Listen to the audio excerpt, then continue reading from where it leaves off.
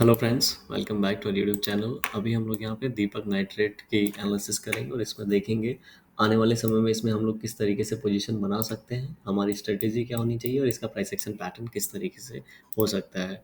तो अभी जिस तरीके से आप इसका प्राइस एक्शन पैटर्न देख रहे होंगे, ठीक है, अगर अभी आप इसमें एक चीज़ नोट करेंगे तो यहाँ पे ये लगभग लगभग अक्टूबर नवंबर 2021 से ही इस चैनल पैटर्न में फंसा हुआ और इस चैनल से बाहर जा नहीं पा रहा है। ठीक है, आपको क्लियरली नज़र आ रहा होगा। अभी लेकिन यहाँ पे क्या हो रहा है, अगर अभी देखेंगे यहाँ पे तो एक ब्रेकआउट मिला था लास्ट वीक जब मैंने वीडियो पोस्ट किया था, लेकिन उस वीडियो में मैंने एक चीज़ आपको और बताई थी। ये ब्रेकआउट कैंडल है, तो जब तक इसका हाई ब्रेकआउट नहीं होता तब तक हम लोग इसमें कोई भी एंट्री नहीं लेंगे। अगर इसका हाई ब्रेकआउट होता है तो इस कैंडल का एसएल लगा के, ठीक है, यहाँ पे एक एसएल लगा के हम लोग क्या कर सकते हैं, इसमें एंट्री ले सकते हैं और लगभग लगभग हम इसका 1:1 यहाँ पे प्लॉट करेंगे और ये हमारे लिए टारगेट होगा। लेकिन उस समय यहाँ पे ये ब्रेकआउट सक्सेसफुल नहीं हुआ था और फिर से शेयर नीचे की ओर अंदर की ओर आ गया था। अभी यहाँ पे क्या हुआ है, अगर अभी यहाँ पे देखेंगे आप तो लगभग लगभग अभी इस वीक में यहाँ पे बहुत ही अच्छा लास्ट वीक में एक ब्रेकआउट कैंडल बना था, लेकिन उसकी क्लोजिंग नीचे हो गई थी। लेकिन नेक्स्ट वीक में सेम बहुत ही बढ़िया एक पुल बैक कैंडल हम लोग को देखने को मिल रहा है। ठीक है, दोनों कैंडल का हाई यहाँ पे मैच कर रहा है और दोनों कैंडल की लेंथ अप्रॉक्स सेम है यहाँ पे, तो ये हमारे लिए एक अच्छी बात है। ठीक है, एक बार सेलिंग हुई फिर सेम कैंडल्स के साथ यहाँ पे बाइंग हो रही है, तो ये जो इस तरह का पैटर्न है एक तरह के सिंपल, अगर हम लोग छोटे टाइम फ्रेम पे जाएंगे तो ये एक रेंज की तरह बिहेव करेगा।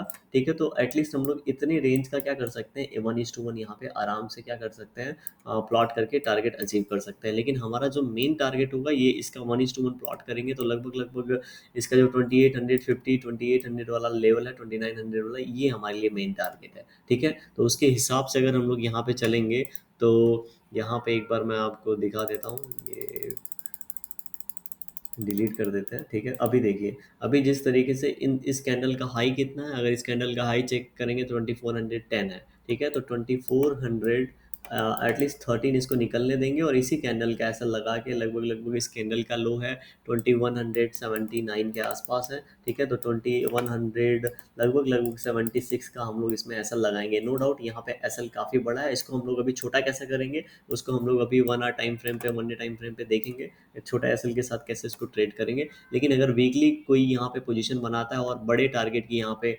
प्लानिंग करता है, जैसे कि 2900 है ये सब टारगेट की, तो उसको क्या करना होगा, क्वांटिटी कम करना होगा। क्वांटिटी क्यों कम करना पड़ेगा, क्योंकि हमारा एसएल क्या है, बहुत बड़ा है, इसीलिए जो हमारी रिस्क लेने की अगर जो कैपेसिटी है, अगर उसको हम लोग मैनेज करने की कोशिश करेंगे तो हम लोग को क्या करना पड़ेगा, क्वांटिटी कम करना पड़ेगा। ठीक है, इस बात को हम लोग ध्यान में रखेंगे।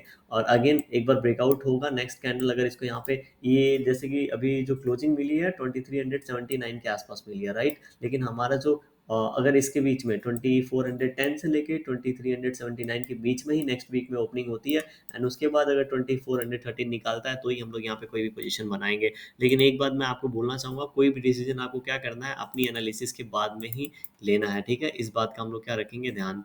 अभी हम लोग क्या करते हैं, अ, अभी हम लोग यहाँ पे 1 डे टाइम फ्रेम पे चलते हैं और इसको डिलीट करते हैं। इसमें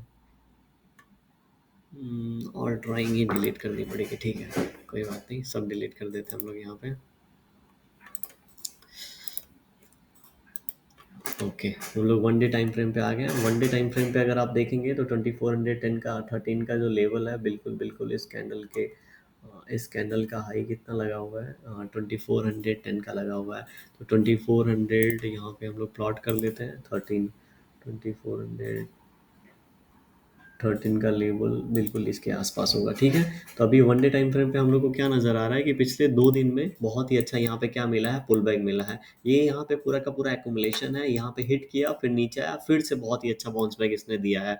तो अगर यहाँ पे नेक्स्ट मंडे को तो मार्केट ऑफ है, अगर ट्यूसडे को यहाँ पे इस तरीके से ही मार्केट निकल जाता है तो यहाँ पे थोड़ा सा चॉपी हो जाएगा। क्यों चॉपी हो जाएगा मैं आपको बताता हूँ, क्योंकि अगर आप यहाँ पे देखेंगे तो यहाँ पे बहुत ही अच्छा मोमेंटम ऑलरेडी 2180 से लेके 2380 200 पॉइंट का मूवमेंट इसने 2 दिन में दे दिया है।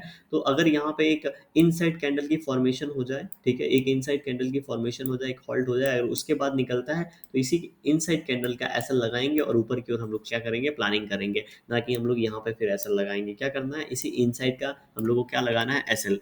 First point. सेकंड पॉइंट, अगर ऐसा नहीं होता है, मान लेते हैं ऐसा यहाँ पे नहीं होता है, क्या होता है गैप डाउन ओपनिंग हो जाती है और उसकी वजह से यहाँ पे क्या होता है टाइम स्पेंड करता है, लेकिन यहाँ पे इसके बीच में ही कहीं ना कहीं ये क्या करता है टाइम स्पेंड करता है अपना, ये जो इन कैंडल्स का लो है ये ब्रेक नहीं करता है, मतलब अपने आप को ऊपर की ओर होल्ड करके रखता है एंड उसके बाद ब्रेकआउट देता है। तो इस रेंज का हम लोग ऐसा लगा के क्या कर सकते हैं, एंट्री ले सकते हैं, ऊपर का जो भी हमारे लिए टारगेट बनेगा, ठीक है।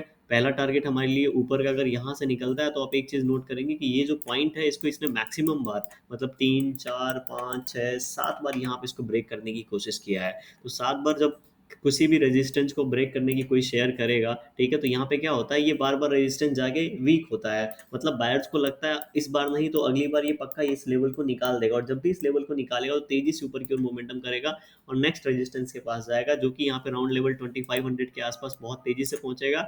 एंड उसके बाद जो इसका जो हमारे लिए जो टारगेट होगा, ठीक है, मेनली अगर छोटे एसएल के साथ एंट्री लेते हैं तो हमारे लिए मेन टारगेट इसके लिए 2600 के आसपास का रखेंगे, क्योंकि अगर इतना छोटा सा टारगेट है और 26 एसएल है और 2600 टारगेट है तो 1:3 4 तो हम लोग को आराम से मिल जाएगा। और मैंने आपको आराम से बता रखा है कि अगर 1:3 हमारा अचीव हो जाता है तो 1:2 के नीचे आप क्या कर लेंगे, एसएल ट्रेल कर लेंगे, और 1:4 मिल जाता है तो 80% क्वांटिटी लेके निकल सकते हैं, या फिर स्टॉप लॉस को बिल्कुल टाइटली ट्रेल कर सकते हैं, राइट। तो यहाँ पे बिल्कुल इस तरीके से प्राइस एक्शन पैटर्न बन रहा है। अभी हम लोग क्या करते हैं, 1 आवर टाइम फ्रेम पे जाते हैं, 1 आवर टाइम फ्रेम पे यहाँ पे देखने की कोशिश करते हैं। 1 आवर टाइम फ्रेम पे देखेंगे तो जैसा मैं आपको बोल रहा था 2 दिन में बहुत ही अच्छा मोमेंटम है। मैं 1 डे टाइम फ्रेम पे इस चीज़ की बात कर रहा था, अगर 1 डे टाइम फ्रेम पे हमको इस तरीके का मोमेंटम मिल जाता है जैसा कि हम लोग को यहाँ पे 1 आवर टाइम फ्रेम पे दिख रहा है एंड उसके बाद ब्रेकआउट देता है, तो बहुत ही अच्छा ये मूवमेंट करेगा ऊपर की ओर। क्यों? क्योंकि क्या हो गया, यहाँ पे जिन लोगों ने यहाँ पे पोजीशन बनाया उन लोगों ने प्रॉफिट बुकिंग कर ली, प्लस ऊपर अपने आप को ये होल्ड कर रहा है, मतलब सेलर इसको नीचे लेके जा नहीं पा रहे हैं क्योंकि यहाँ पे बायर्स भी है जिसको बाई कर रहे हैं। तो अगर इस कंडीशन में यहाँ से निकलेगा तो बिल्कुल इतने पॉइंट का हम लोग क्या करेंगे, एसएल लगाएंगे, और इसका हम लोग 1:3 1:4 का क्या कर सकते हैं, प्लान कर सकते हैं।